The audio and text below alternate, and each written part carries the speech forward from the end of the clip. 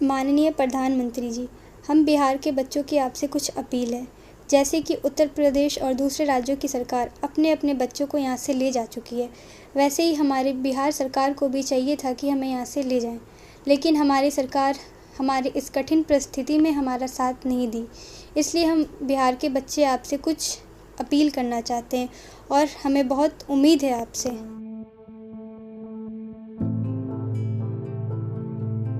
बिहार के सीएम नीतीश कुमार जी से अनुरोध करते हैं कि हमें अपने घर बिहार जाने में मदद पहुंचाएं। हमारी मैच्योरिटी लेवल इतनी भी नहीं है कि इतनी सारी समस्याओं को एक साथ फेस कर सकें। कृपया करके हम स्टूडेंट्स की समस्याओं को राजनीतिक न बनाएं, हमें मदद पहुंचाने का प्रयास करें। अब तो सारी स्टेट गवर्नमेंट अपने बच्चों को वापस लेके जा रही है। अब कोटा में सिर्फ हम बचेंगे, बिहारी। अगर कल को हमें कुछ होता है तो इसके लिए रिस्पॉन्सिबल कौन होगा? हॉस्टल वाले, मेस वाले या बिहार सरकार? आपने तो बहुत इजीली हमें संपन्न माँ बाप के बच्चे बता के यहाँ रहने को बोल दिया। क्या वो विधायक संपन्न नहीं थे? ये तो वही बात हो गई, बिहार में लूट है, सिर्फ विधायकों को ही छूट है।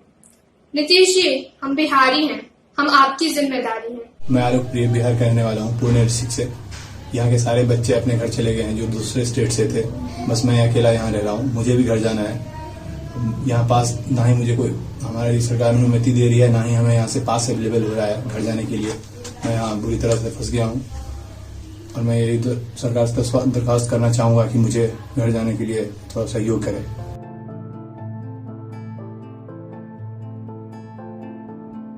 आदरणीय नीतीश कुमार जी, हमें पिछड़ा क्यों समझा जा रहा है? हम यहाँ मानसिक प्रताड़ना से गुजर रहे हैं। हमारी आंखों के सामने कई राज्यों के छात्र कोटा से जा चुके हैं और हम यहाँ पे फंसे पड़े। हेलो एवरीवन, मेरा नाम दिव्य प्रकाश है और मैं किशनगंज बिहार का रहने वाला हूँ। मैं यहाँ कोटा में नीट की प्रिपरेशन के लिए आया था, लेकिन अब मैं यहाँ पे फंस चुका हूँ क्योंकि हमारी बिहार की गवर्नमेंट हमारे घर जाने का कुछ भी व्यवस्था नहीं कर रही है।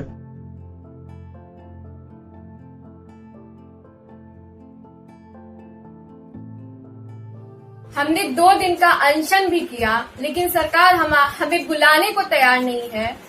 हम लगातार सरकार से गुहार लगा रहे हैं, तो सरकार के कुछ माननीय मंत्री जी का कहना है कि न्याय के साथ विकास होना चाहिए।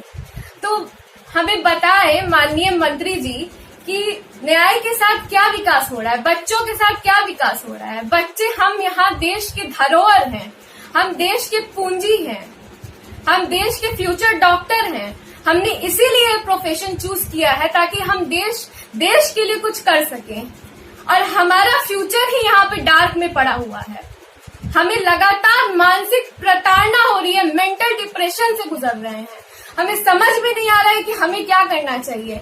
आज हमें खाना मिल रहा है, कल हमें खाना मिलेगा या नहीं मिलेगा, इसकी भी कोई गारंटी नहीं है। लेकिन सरकार, सभी राज्यों की सरकार ने अपने अपने बच्चों को बुलाने का डिसीजन ले लिया, लेकिन हमारी सरकार पता नहीं किस तरह की नीतियों को अपना रही है।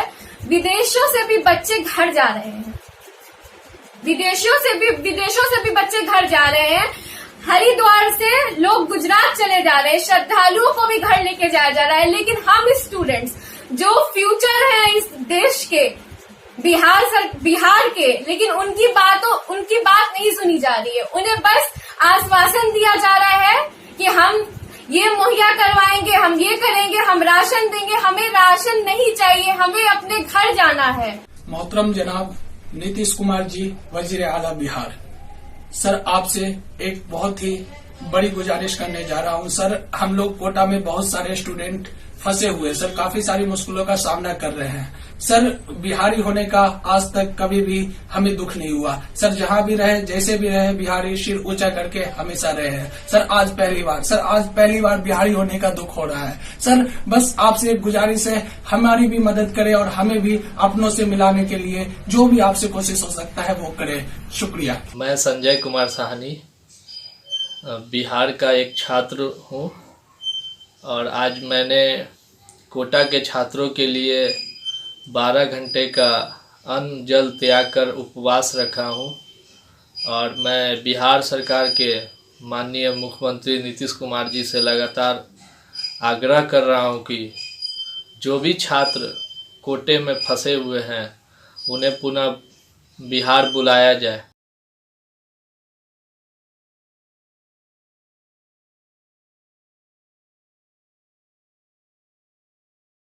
उत्तर कोरिया की सरकारी मीडिया अपने देश में सब कुछ ठीक होने का संदेश प्रसारित कर रही है, लेकिन दुनिया के दूसरे हिस्सों में उत्तर कोरिया के सर्वोच्च नेता किम जोंग उन की सेहत को लेकर अटकलें लगाई जा रही हैं। उनके गंभीर रूप से बीमार होने के साथ साथ उनकी मौत को लेकर भी अफवाहों का बाजार गर्म है।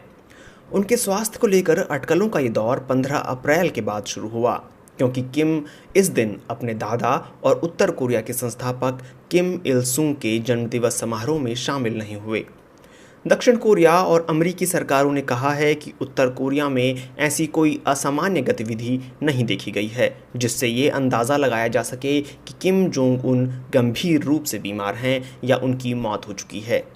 लेकिन जब तक इस पहलू पर उत्तर कोरिया की सरकारी नियंत्रण वाली मीडिया कोई घोषणा नहीं करती, तब तक किम जोंग उन को लेकर अफवाहों का दौर जारी रहेगा।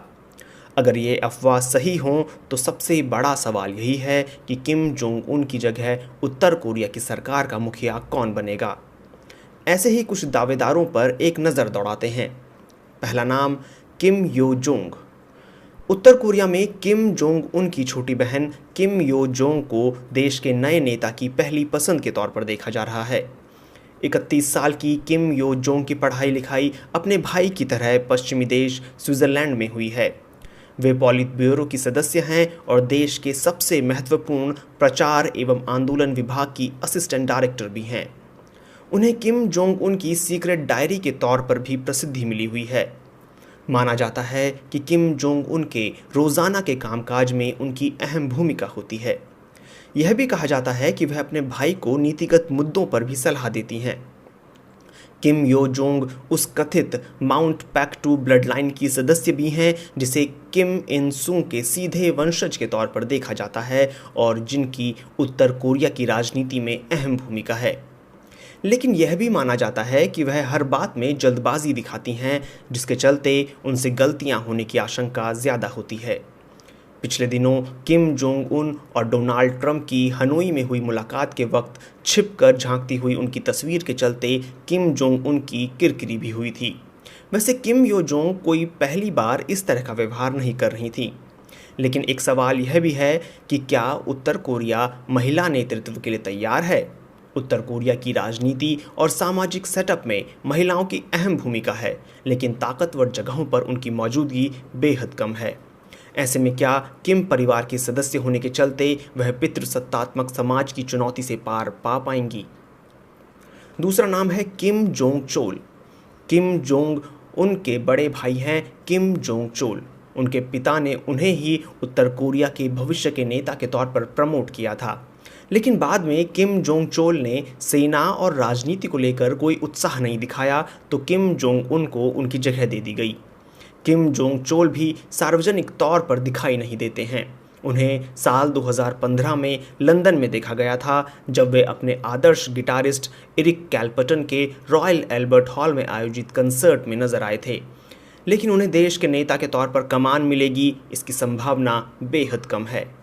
तीसरा नाम है किम प्योंग इल। पूर्व नौकरशाह किम प्योंग इल किम जोंग उन के चाचा हैं, यानी उत्तर कोरिया के दूसरे supreme leader Kim Jong Il के सौतेले भाई। उत्तर कोरिया के पहले सुप्रीम लीडर किम इल सुंग के पुत्र के रूप में वे माउंट पैक्टू ब्लड लाइन के सदस्य हैं। एक समय में उन्हें किम जोंग इल के लिए खतरा माना गया था, लिहाजा किम प्योंग इल को 4 दशकों तक विभिन्न यूरोपीय देशों में राजदूत के तौर पर तैनात कर उत्तर कोरिया से बाहर रखा गया। किम प्योंग इल 65 साल की उम्र में रिटायर होने के बाद बीते साल प्योंगयांग लौट आए हैं। उनके नेतृत्व संभालने पर देश को सुरक्षित हाथों में माना जा सकता है। अगला नाम है चॉय रेयोंग हे। वाइस मार्शल चॉय रेयोंग हे किम जोंग उन के दाहिने हाथ माने जाते हैं। इतना ही नहीं, उत्तर कोरियाई संसद सुप्रीम पीपल्स असेंबली के प्रेसिडेंट भी वे हैं। 70 साल के चॉय रेयोंग को देश में सबसे शक्तिशाली शख्स के तौर पर देखा जाता है।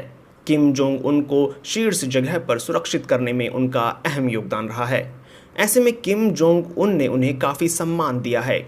साल 2012 में सत्ता संभालने के कुछ ही महीनों के बाद चॉय रेयोंग हे को एक साथ कई प्रमोशन मिले।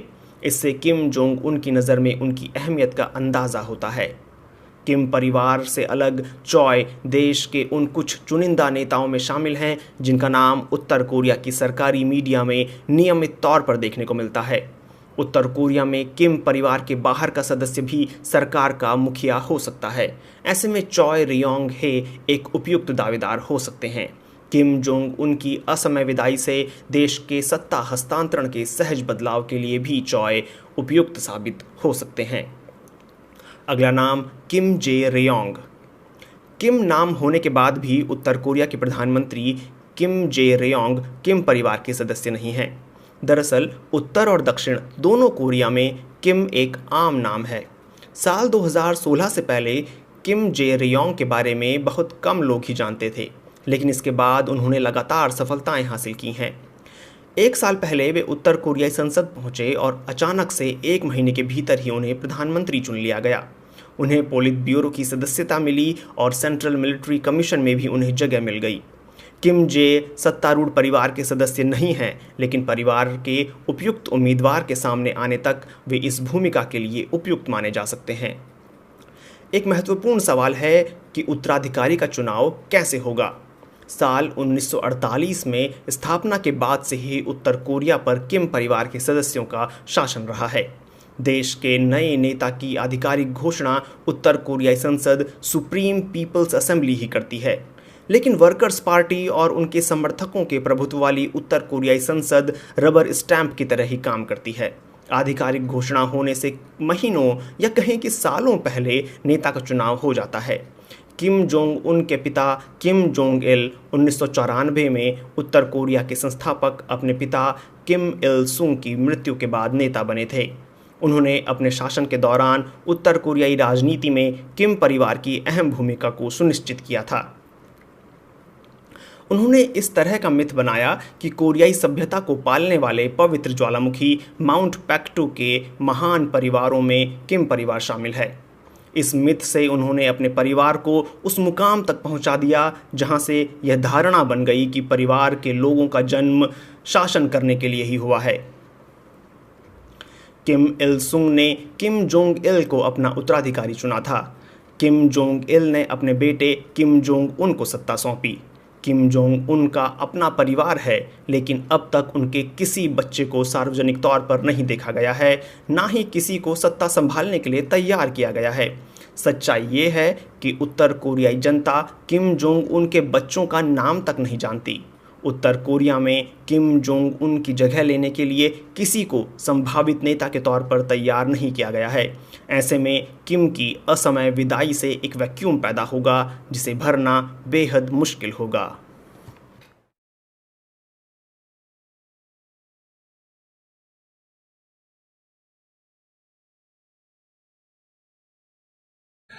मामला बिल्कुल सही दिशा में जा रहे हैं। 4 महीने पहले ये सिर्फ और सिर्फ चाइना की समस्या थी।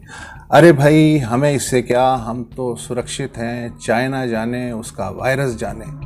फिर 2 महीने पहले ये इटली और स्पेन समेत पश्चिमी देशों का मसला बन गया। अरे गोरों का क्या है, आप उनकी पानी की बोतल बदल दें तो पेट खराब होने लगता है। 90 से ऊपर टेम्परेचर हो जाए तो उनके बुड्ढे मरने लगते हैं, और अब धड़ाधड़ वायरस से मर रहे हैं। पर हमारा ये टुच्चा क्या बिगाड़ लेगा, हमारे शरीर तो वैसे भी हर तरह का धुआं और धूल फांक फांक के ढीठ हो चुके हैं। फिर 1 महीने पहले हम देसी भी चिंतित होने लगे। अरे भाई, पता तो करो ये वायरस कहाँ से आ रहा है, कौन ला रहा है। बलि के बकरे की तलाश शुरू हो गई। अमेरिका में चीनियों पे हमले शुरू हो गए। इस चक्कर में चपटी नाक वाले कुछ बेचारे वियतनामी और फिलिपिनो भी पिट गए। इसराइलियों ने कहा ये वायरस गज़ा की पट्टी से हमारे देश में आया है। गज़ा वालों ने कहा ये पाकिस्तान से 2 फ़लस्तीनी भाई अपने साथ लाए थे।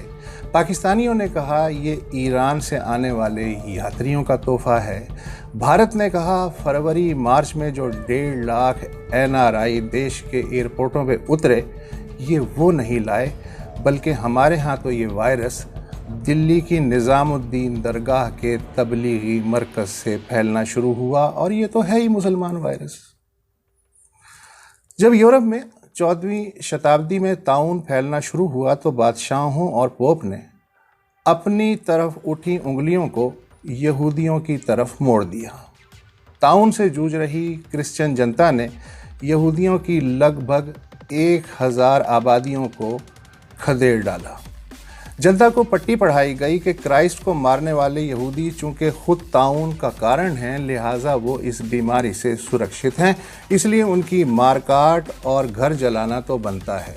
परंतु 12,000 से अधिक यहूदी मार डाले गए, लेकिन ताउन फिर भी नहीं टला। 1918 से 20 तक फैलने वाले इन्फ्लुएंजा से दुनिया की 25% आबादी खतरे में आ गई और कम से कम 5 करोड़ लोग उसकी भेंट चढ़ गए। उनमें लगभग 2 करोड़ अपने हिंदू, सिख और हिंदुस्तानी मुसलमान भाई भी शामिल थे।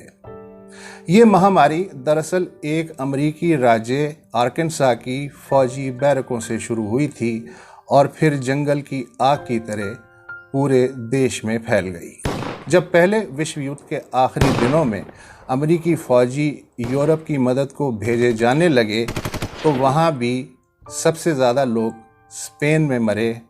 यूं आर्कनसा की बैरकों से फैलने वाला अमेरिकी वायरस बड़ी चतुराई के साथ स्पेनिश फ्लू बन गया और आज तक हम इसी नाम से इसे जानते हैं। देखिए, बात बड़ी सीधी सीधी है। कोई भी युद्ध हो, महामारी हो, सूखा हो या राजनीति हाथ से निकल रही हो, तो इससे पहले कि जनता आपके गिरेबान पे हाथ डालने की सोचे, आप जनता के हाथ में किसी और का गिरेबान थमा दें। शासन भले आयुर्वेदिक हो, होम्योपैथिक हो, एलोपैथिक हो या साइकोपैथिक, जब सब फार्मूले फेल होने लगे तो राजा और उसके बीरबलों को बलि का बकरा ही बचाता है। अब इस बकरे का आप कुछ भी नाम रख लें, हिंदू, मुसलमान, सिख, ईसाई, शिया, सुन्नी, शूद्र, पंडित, अरब, ईरानी, कुछ भी। आधुनिक चाइना के महान नेता देंग जियाओपिंग का कहना था कि बिल्ली का रंग सफेद हो कि काला, क्या फर्क पड़ता है, बस उसे चूहे पकड़ने और मारने का काम आना चाहिए।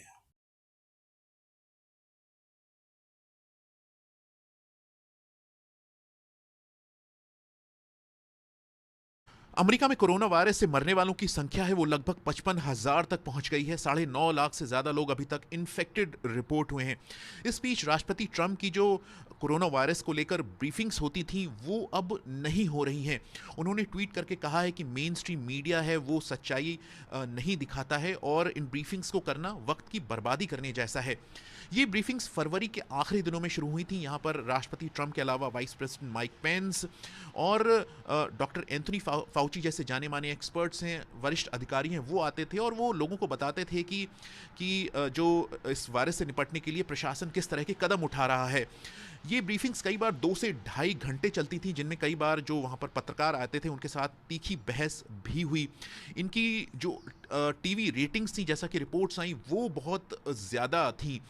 यहाँ पर राष्ट्रपति ट्रंप कहते नजर आते थे कि उनके नेतृत्व में जिस तरह से काम हो रहा है वैसा काम किसी और के नेतृत्व में नहीं हो सकता था। अगर कोई गवर्नर उनसे असहमति जताता था तो राष्ट्रपति ट्रंप इन ब्रीफिंग्स में उस गवर्नर से नाराज नजर आते थे।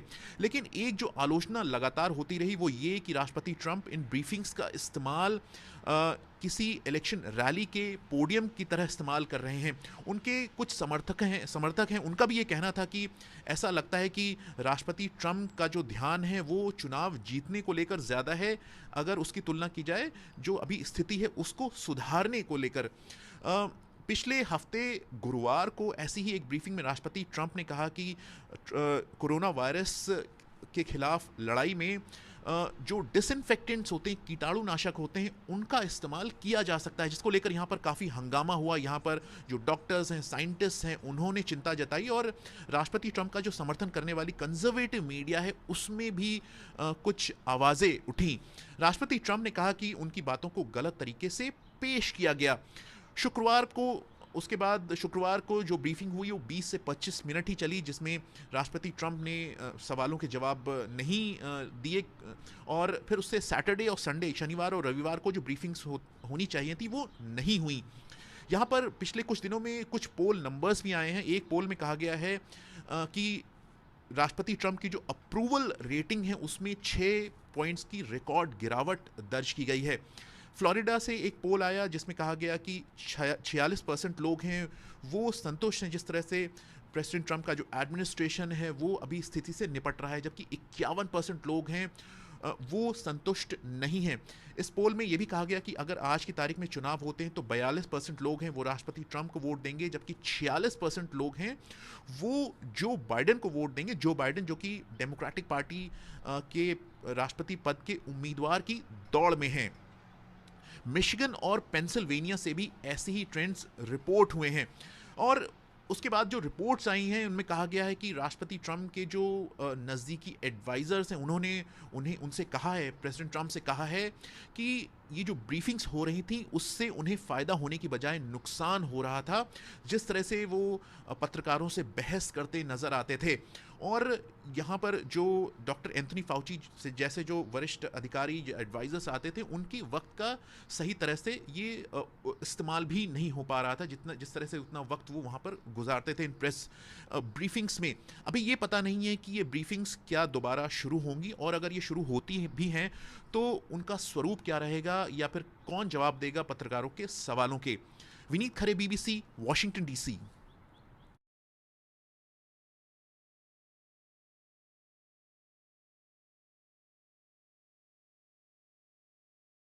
पाकिस्तान में इस वक्त सरकार के लिए सबसे बड़ा चैलेंज ये है कि रमज़ान के महीने में कोरोना के बारे में जो सोशल डिस्टेंसिंग गाइडलाइंस हैं उन्हें कैसे इन्फोर्स करवाया जाए। मुख्तलिफ जो प्रोविंशियल गवर्नमेंट्स हैं यहाँ पर उन्होंने रोज़ेदारों को सहूलत देने के लिए लॉकडाउन में कुछ नरमी की है, कुछ नई गाइडलाइंस जो हैं वो जारी की गई हैं। दुकानों को खुलने की इजाज़त दी गई है, छोटे जो कारोबार हैं उनको भी लिमिटेड जो है वो परमिशन दी गई है। लेकिन देखा ये जा रहा है कि बार बार की वार्निंग्स और अरेस्ट और फाइन्स के बावजूद लोगों की एक जो बहुत बड़ी मेजॉरिटी है वो इन गाइडलाइंस को बिल्कुल भी सीरियस नहीं ले रही है।